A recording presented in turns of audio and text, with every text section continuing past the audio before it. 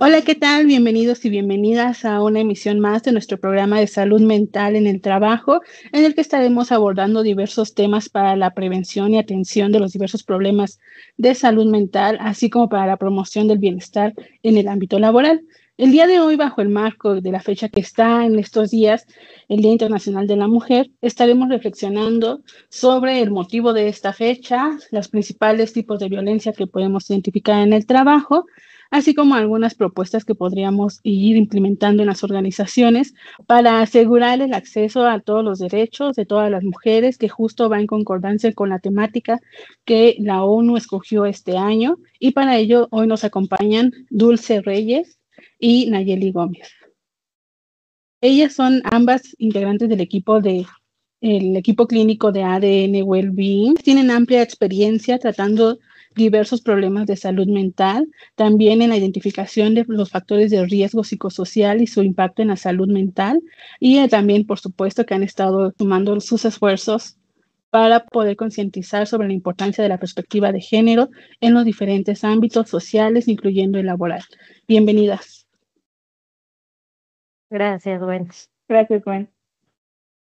Y para iniciar, empecemos con ¿por qué un Día Internacional de la Mujer? Esta es una fecha que ha venido desde hace mucho tiempo. Hay muchas teorías sobre cómo se originó, sobre por qué existe un día y también, claro, mucha polémica desde las personas que probablemente no conocen todo el trasfondo que hay detrás de que exista un Día Internacional de la Mujer. Podríamos iniciar con el hecho de que ha sido una lucha que lleva siglos, años, ¿no? Y para muchos es sorprendente que tenga que expresarse o hacerse explícito el tema de que hay que incluir a las mujeres en todos los ámbitos, ¿no? Que hay que luchar por nuestros derechos. Sigue siendo, a pesar del año en el que estamos, pues sigue siendo un tema de polémica para muchas personas. Entonces, me gustaría que desde su perspectiva me contaran cuáles han sido los factores que han influido o la importancia que tiene que exista un día como este. Gracias, Gwen. Pues la realidad es que es muy importante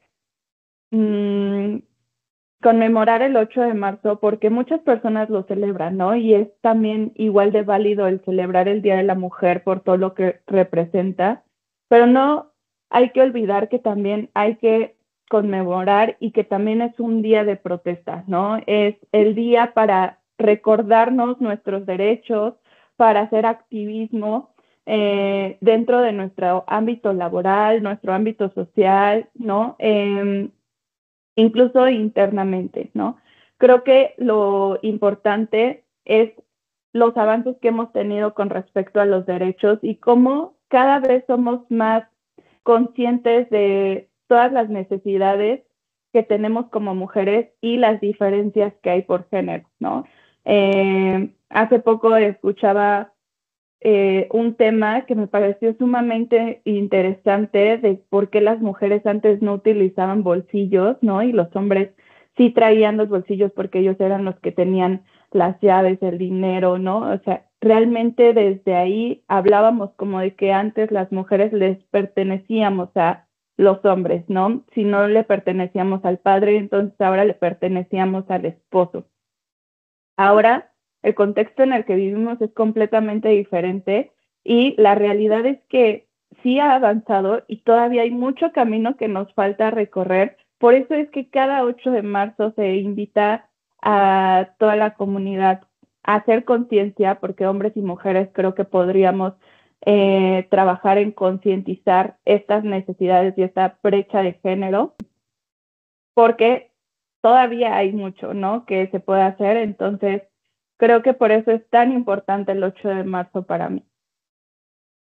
Claro, y no hay que olvidar que hay días internacionales para diferentes temas y que el objetivo es precisamente visibilizar el avance o los obstáculos que hay para pues el pleno goce de los derechos de diferentes grupos sociales, ¿no? Particularmente este 8 de marzo es el Día Internacional de la Mujer y algo que siempre o que he escuchado mucho es referente al por qué de la mujer, ¿no? ¿Por qué un día de la mujer? ¿Por qué no un día del hombre? Cuando también incluso hay un día del hombre, ¿no? Y en esto creo que también se relaciona, me llama mucho la atención lo que mencionas sobre cómo éramos considerados parte de propiedad los hombres, ¿no? Ya sea de nuestro padre, de nuestro esposo, de alguna figura que normalmente o que se estereotipa como hombre, ¿no? O que se asocia con las características masculinas. Y eso tiene que ver mucho también con el por qué es necesario que hagamos explícita esta lucha, ¿no? Que la estemos mencionando, que estemos hablando de ello en los diferentes ámbitos, porque a pesar de que muchos ponen de ejemplo, es que la ley ya dice que todos somos iguales. Sí, pero en la ley ya venía también muchos derechos como el derecho al voto y no lleva ni 100 años que las mujeres pueden votar a nivel federal o ser elegidas para algún cargo político. La primera vez que se votó en México fue en 1824 y fueron los hombres los que votaban. Hubo una revolución primero antes que el derecho al voto de la mujer, que fue hasta 1947 para votos municipales y en 1953 se estableció apenas ese derecho y en 1955 se hizo efectivo. Entonces no llevamos ni 100 años con este derecho y se tuvo que hacer explícita esta cuestión. Y tiene que mucho que ver también pues con la lucha de ciertos derechos, ¿no? Por ejemplo, en Francia, que con Olympe Gouges, pero disculpen si pronuncio mal su nombre en francés, y esta cuestión de cómo, a pesar de que existió una declaración de los derechos del hombre y, de la ciudad, y del ciudadano, no incluía a la mujer, y cómo seguimos viéndola desde una perspectiva de que la mujer es la otredad, o es otra persona, o es otra cosa diferente a lo que el hombre es y que sigue siendo como pues lo que marca hasta cierto punto los estándares, incluso dentro de las políticas, dentro de lo que puede hacer una mujer, dentro de los cargos que puede ocupar. Y no sé, Naye, si quisieras tú agregar algo sobre la importancia de que existan fechas como el 8M. Sí, mira, algo que me parece súper importante y que en este año, por eso es también sumamente importante recordarlo, es que cumple 30 años de que se dio la Declaración y Plataforma de Beijing. ¿Por qué es importante? Porque antes de este tratado, solo 12 países tomaban en cuenta la violencia doméstica. Y a partir de aquí, 193 países empezaron a unirse a esta lucha, ¿no? En donde nos dice que una de cada 4 mujeres tiene violencia doméstica, ¿no? No, no es cierto. Una de cada 4 adolescentes, antes de cumplir los 19 años, tiene violencia de pareja y una de cada 3 mujeres tiene violencia doméstica. Entonces, ¿qué nos dice esto, no? Que a partir de este tratado y de la importancia de que este año cumplen 30 años, ¿no? De que se implementó y de que se empezaron a unir como más países y más legislaciones para esto, es que se ha logrado erradicar un poco, y decimos un poco por todo lo que ya nos comentaba Dulce, esta parte, ¿no? Y también, por ejemplo, apenas en un país de Asia, Líbano, había un tratado libanés que apenas hace unos cuantos años se quitó el castigo al violador, ¿no? Por ejemplo, el castigo para un abuso a una menor era me caso con ella y con eso, como que, eh, ¿cómo se dice? Como que refrendo, como que ¿Repara el daño? reparo el daño, ¿no? Me caso con mi víctima, ¿no? Y la niña era de 15, 16 años y entonces las obligaban a casarse con su abusador. Y eso también ya se abolió, ya se quitó esa ley en donde ya no está permitido eso, ¿no? En un tratado de Libania. Entonces son cuestiones que, como bien nos dice Dulce, ¿no? Sí se festeja, pero más bien tenemos que concientizar y conmemorar y seguir en esta lucha constante para generar más cambios, ¿no? Y decía algo muy importante esto de la ONU, decía que ahorita es como súper importante las nuevas generaciones, ¿no? Y como nosotras, bueno, ustedes que son más chavitas que yo, ¿no? Pero yo que tengo hijas, ¿no? Podemos empezar a hacer conciencia para que estas nuevas generaciones tengan más cambios, ¿no? Y tengan más voz. Entonces eso se me hace súper padre.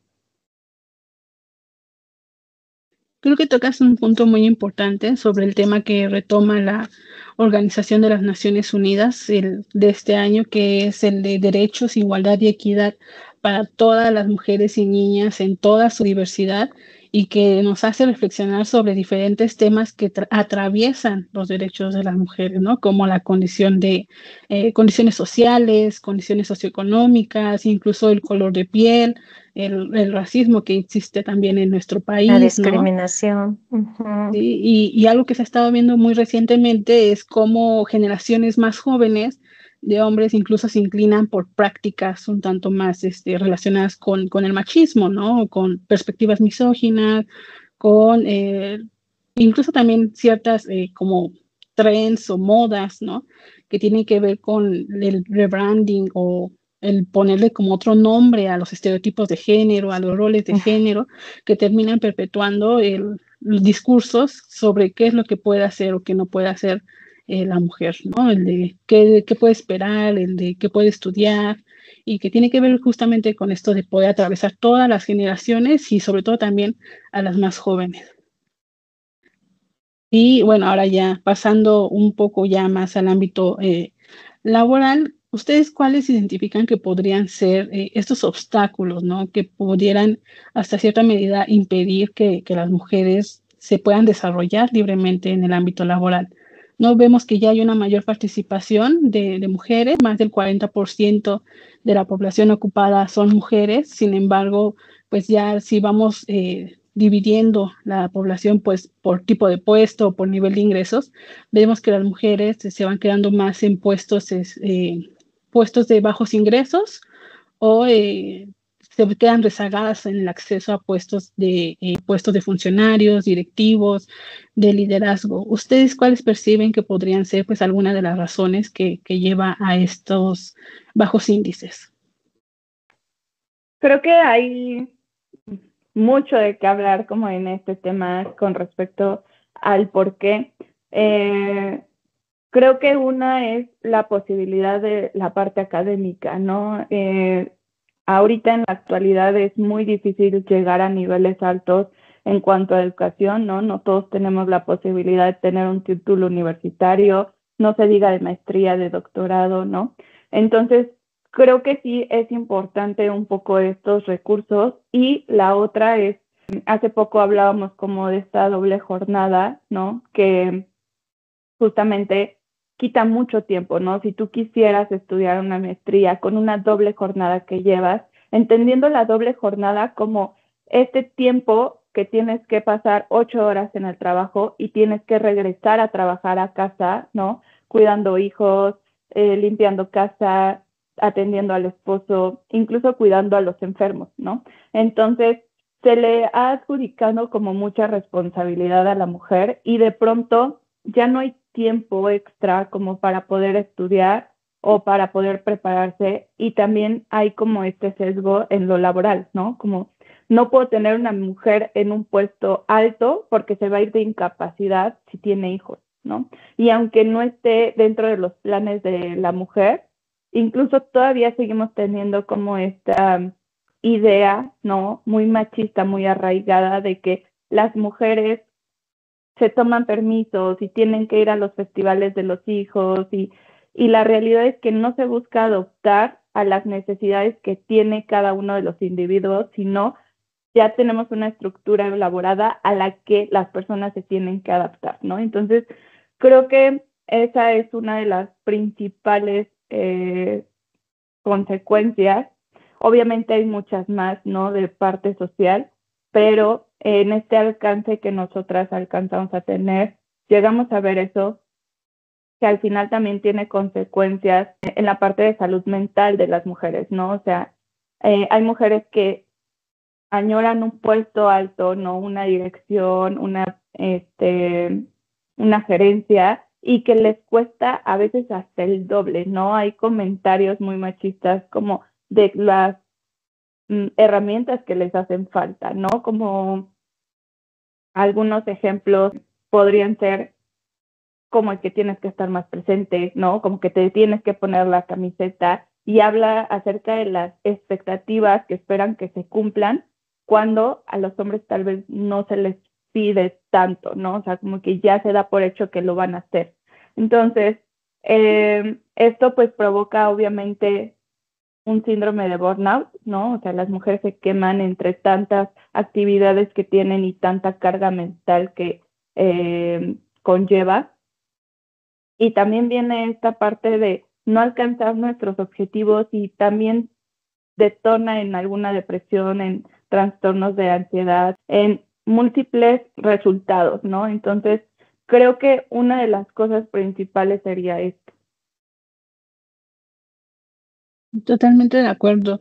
Justo revisando algunos datos, se ve que entre la población trabajadora, ¿no? Que ya tiene algún tipo de puesto, eh, los hombres hacen entre 8 horas, alrededor de 8 horas a la semana en actividades no remuneradas, es decir, en actividades del hogar, ¿no? En cuidados de adultos mayores, de niños, en tareas del hogar, como son de lavado, limpieza, y a diferencia de las mujeres, en las que se ve hasta el triple de horas, ¿no? 24 horas en promedio.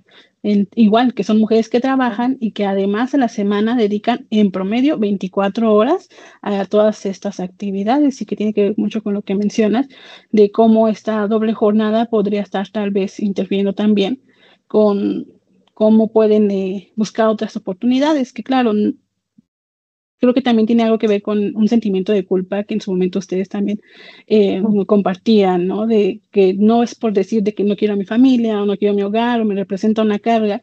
Sin embargo, el hecho de que se asuma que son todas esas responsabilidades o actividades de las mujeres, pues hace que justamente se vayan agregando horas de trabajo que no se reconoce, y que en años anteriores y que se ha reconocido a nivel de estadísticas económicas, que el trabajo no remunerado sí representa una parte importante del Producto Interno Bruto. El que no lo estemos pagando a las mujeres de nuestra casa para hacer ciertas actividades no quiere decir que no tenga un valor económico para nuestra sociedad, porque claro que lo tiene un valor para nosotros como formar una familia, o para las personas que así lo desean, como para la sociedad. Al final de cuentas, son actividades que se tienen que realizar, que alguien tiene que realizarlas. Bueno, me gustaría agregar a estos comentarios que dicen, me parecen súper importantes, y a esto se le agrega como el empobrecimiento, o bueno, el costo de oportunidad ante esto, ¿no? Es el empobrecimiento de tiempo y de oportunidades para la mujer, ¿no? Justo como decía Adul, ¿no? Y para empezar, hay una desigualdad salarial, ¿no?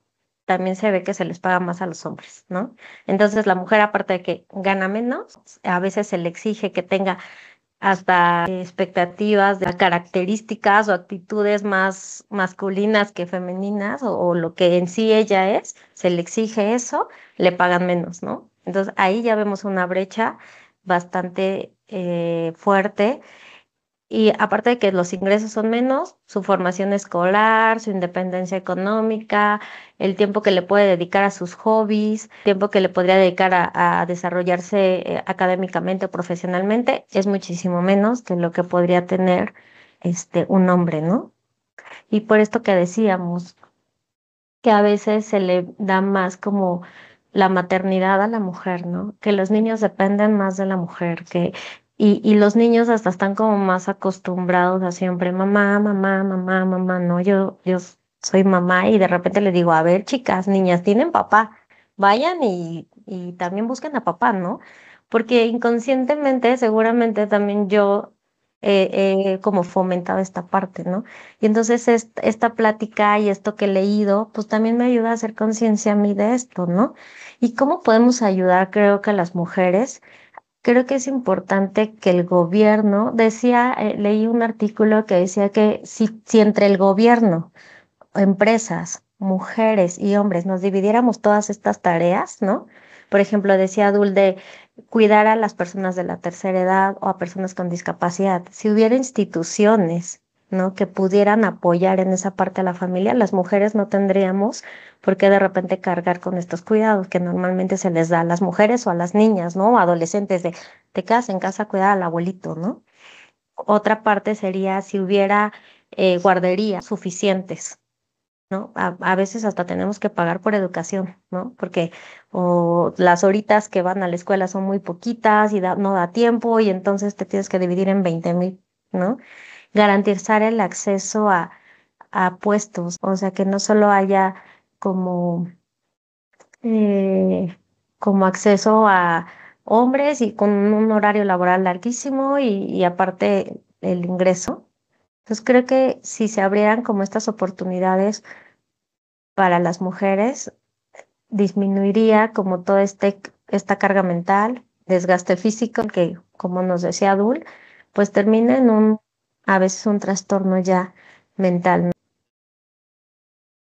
Claro, y que muchas veces podría llegar a responsabilizarse a la mujer o a la persona en particular de ciertos problemas de salud mental, cuando en realidad pues existen muchos factores alrededor de cada decisiones que podrían parecer exclusivamente personales, pero que hay determinantes sociales que nos llevan hasta a tomar ciertas decisiones. Mencionabas también otro aspecto sobre, se tenían como ciertas expectativas relacionadas con las mujeres, ¿no? O ciertos discursos sobre lo que tenían que hacer o incluso esta culpa que mencionan o estos problemas de burnout de los cuidadores primarios, generalmente es el rol que se le asigna a la mujer. Ustedes dentro del centro laboral, ¿qué tipo de violencias han llegado a identificar? ¿Cómo ha impactado también en la salud mental de las mujeres? ¿No? Sí, justamente como lo mencionas, Gwen, nos tenemos que pensar como multifactoriales, ¿no? Tenemos que observar a la persona dentro de todas las áreas que la atraviesan.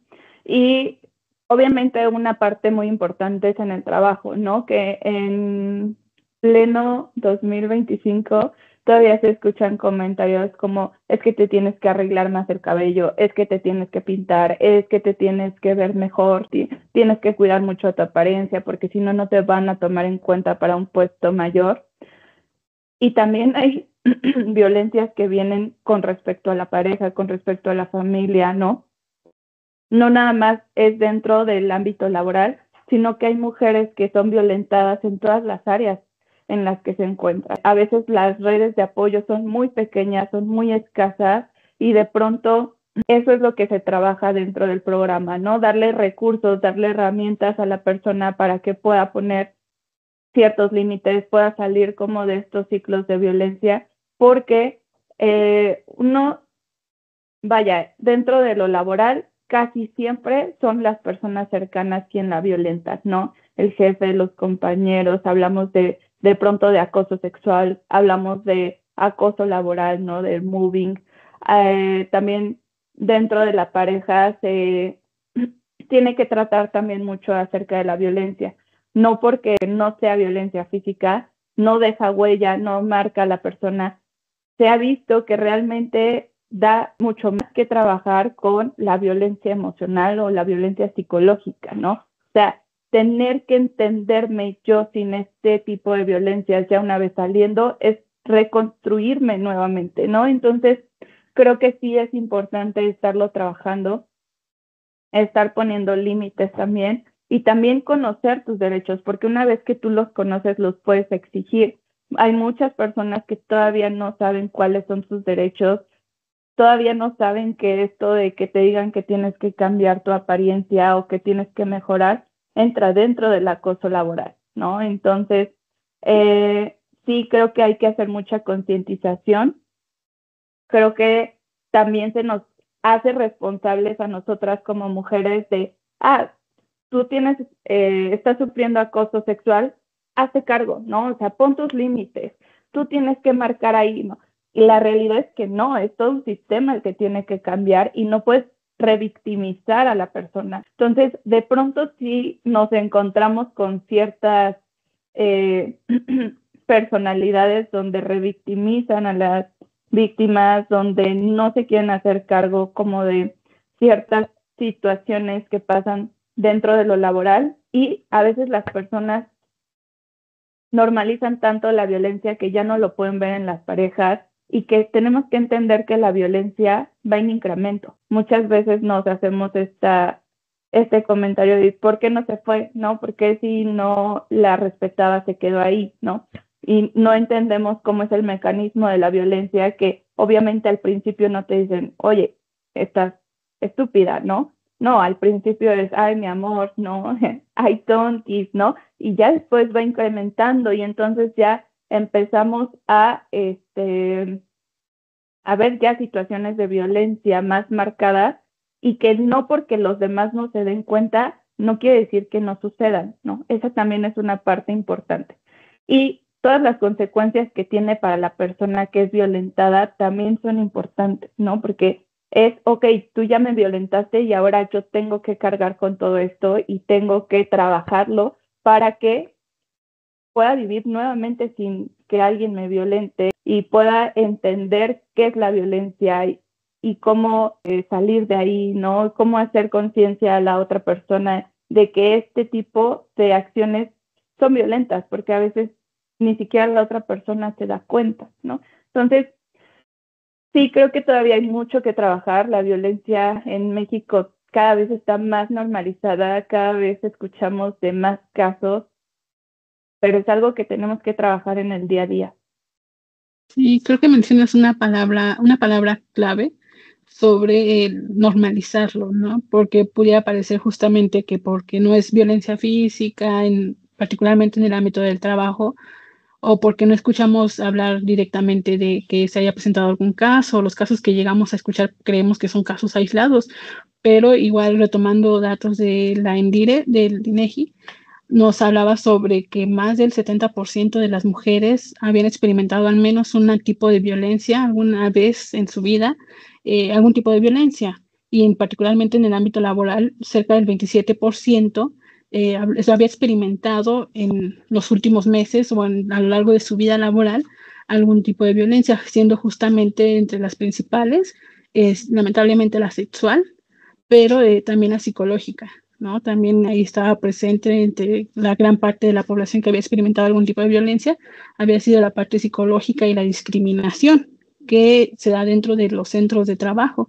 Algo que también me llamaba la atención sobre este estudio que hizo el INEGI es sobre cómo dentro de las mismas instalaciones del trabajo se daban cerca del 80%, pero entre los principales perpetradores de la violencia se encontraban los compañeros y personas en algún tipo de liderazgo, incluso también clientes, ¿no? Y yendo desde el ámbito justamente sexual, también al psicológico. Entonces, a mí me gustaría que ustedes me compartieran cuáles son los tipos de violencia que ustedes han identificado, que se dan en las organizaciones, cómo podemos identificar que se está dando ese tipo de violencia y también qué efectos ha tenido desde su experiencia, ¿no? Tratando también personas que han estado en el ámbito laboral, cómo afectan esos diferentes tipos de violencia. Ok, mm, Creo que algo súper importante para aprender a identificarlo, y creo que es algo que las organizaciones deberían de empezar a hacer, es la psicoeducación, ¿no? No, bueno, yo en lo personal, cuando llegan pacientes, trabajo mucho esta parte de la psicoeducación, ¿no? Darles como justo cuáles son los tipos de violencia, desde dónde viene, ¿no? Porque como dice Dulce, llegan y es que creo que estoy exagerando, es que creo que a lo mejor soy yo la que está mal y en realidad no es real, ¿no? O a lo mejor no está pasando y yo soy la que está mal. Entonces, desde ahí se empieza, desde psicoeducar, ¿no? Y darles como estos conceptos de qué es, ¿no? De cómo se siente, de qué es real, de que no estás inventando, ¿no? No es como que te crees la historia, y entonces les damos como esa confianza y empoderamiento, ¿no? O sea, a ver, claro que tienes razón, claro que es violencia y puedes hacer algo, ¿no? Porque si dejamos pasar eso, entonces va a seguir sucediendo. Sí es algo que se debe de trabajar en conjunto, pero creo que también es importante que pongamos nuestra piedrita, nuestra arroz o nuestra arenita, no sé cómo se diga, ¿no? O sea, de que todos vayamos poco a poco colaborando, ¿no? Un ejemplo así rápido es de una paciente llega y tímida, introvertida, se burlaban de ella, o sea, le hacían comentarios así como que, ay, aquí apesta, ¿no? Y ay, no sé qué, y cosas así de compañeras y de mujeres, ¿no? También compañeras mujeres, porque también eso es importante. No solo viene la violencia de los hombres, creo que también a veces entre nosotras mismas, y es la parte de concientizar, ¿no? Entonces, pero ese tipo de conductas también vienen de la familia. O sea, ella es tratada así desde la familia, y desde la familia está súper normalizado no puedes decir no, que no te puedes negar, que no puedes defenderte, que tienes que ceder, y entonces es como una cadenita que se va hasta allá, ¿no? Y creo que eso es importante también, que estas chicas puedan empezar a identificarlo. Entonces creo que desde mi punto de vista, la concientización, la psicoeducación y a partir de ahí ir empoderando. Desde mi lado, lo que puedo dar a las pacientes es esto, ¿no? Como sentirse con esta fortaleza de alzar la voz. Bueno, me parece muy interesante el ejemplo que das. Y no sé si pudieran compartirnos más ejemplos, tal vez, de cuáles serían justamente algunas frases, a lo mejor, de violencia psicológica que podría estarse dando dentro del trabajo y que no se dan cuenta las personas. A lo mejor los mismos líderes que de pronto repiten ciertos discursos o ciertas frases que pudieran parecer, a lo mejor hasta bien intencionadas o que no se dan cuenta, pero que en realidad están sembrando ahí ciertas semillitas sobre pues ciertos estereotipos de género o incluso sobre violencia de género. ¿Cuáles son como algunas frases que se les venga a la mente o ejemplos? Pues uno de los ejemplos de la violencia psicológica es hacerte creer que en algún momento te dijeron algo y que tú no te acuerdas, ¿no? O sea, que tú estás mal, que tú no tienes el conocimiento. No, a ti no te voy a dejar las cosas porque no confío en ti, ¿no? O sea, es como restarle importancia a la otra persona y entonces te hace plantearte, realmente yo tengo pocos recursos, es que a lo mejor sí estoy tonta, no, es que pues es que no confía en mí, es que mejor se lo dieron a José que darme estas actividades o incluso quitar responsabilidades es una de las cosas que se da, ¿no? Y que no hay una explicación de, oye, te veo como con sobrecarga y entonces te voy a quitar estas responsabilidades porque la idea es esta a corto plazo, ¿no? O sea, muchas veces la violencia viene como de, no, es que no puede, entonces se los voy a quitar porque necesito a alguien que sí pueda, ¿no? O incluso la persona que está al lado del jefe y que es el amigo del jefe y como que hay una ventaja para aquellas personas que se llevan bien con estos líderes que con la persona a la que están violentando y que muchas veces la violencia no nada más es uno a uno, ¿no? Sino que muchas veces es a nivel grupal y nos alienamos a estas conductas de que el violentador lo marca y entonces ahí vamos todos. Y la otra también es la parte emocional, ¿no? Muchas veces se violenta emocionalmente en el trabajo, invalidando tus emociones, ¿no? Ah, ya vas a chillar, güey. O sea, es que no se te puede decir nada porque tú y tus hormonas, eres una persona sumamente emocional, ¿no? Y entonces ya no importa lo que yo quería decir, ¿no? Ya me invalidaste emocionalmente. Entonces yo ya no me siento segura en este espacio, yo ya no puedo decir lo que pienso ni las necesidades que llego a tener. El problema con estos entornos violentos es que te dejan sin herramientas cada vez más y es un ciclo constante donde empiezan con poquito y se van agrandando las cosas hasta que la otra persona ni siquiera se siente con el derecho de denunciarlo, ¿no? Es que va a haber consecuencias, es que por eso es tan importante que las empresas y las instituciones se hagan cargo, ¿no? Como te vamos a resguardar, ¿no? Te vamos a dar esta protección, o sea, yo sé que te sientes violentado, pero tienes este recurso y entonces nosotros nos vamos a hacer cargo, no estás solo. Pero a veces incluso permea hasta allá la violencia, ¿no? Donde tú de pronto denuncias acoso sexual, ¿no? Que es algo sumamente grave y que todo el mundo ya se enteró y que a veces las víctimas terminan despedidas, ¿no? Terminan sin realmente un apoyo, ¿no? Porque se denuncia y de pronto no hubo consecuencia alguna para el abusador o el violentador. Entonces la víctima es la que de pronto tiene que cargar con todas estas responsabilidades. Por eso es que es tan importante el 8M, hacer conciencia y seguir haciendo activismo. Claro, y de ahí quisiera puntualizar algo que mencionas, que es sobre cómo esta violencia es un proceso. cómo va a ir yendo gradualmente, ya nos lo compartías anteriormente también, de que no empieza directamente con pues ciertas palabras, eres una estúpida o tontita, ¿no? Sino que va a ir yéndose gradualmente y cómo también incluso el ir invalidando las experiencias, las emociones y todo esto que es el gaslighting, que sé que te dije esto, pero realmente no te lo dije.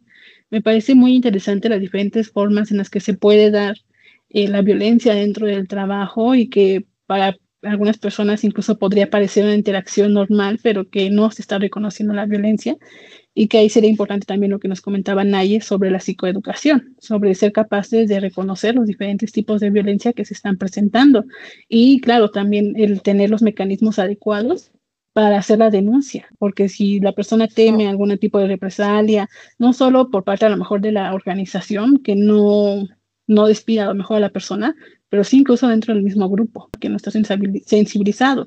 En cierto momento que el acosador o el violentador se llegara a retirar de la organización, se queda un grupo que a lo mejor lo apoyaba y entonces la víctima se queda ahí rodeada por esas otras personas en un ambiente pues, que termina resultando hostil. Quisiera que siguiéramos profundizando más en estos temas, pero ya se nos fue el tiempo, entonces me gustaría que me compartieran sus conclusiones finales sobre ustedes qué consideran que podrían y debería hacerse en las organizaciones y que, claro, también reconocer qué es lo que ustedes han observado que se está haciendo y que resulta eficiente.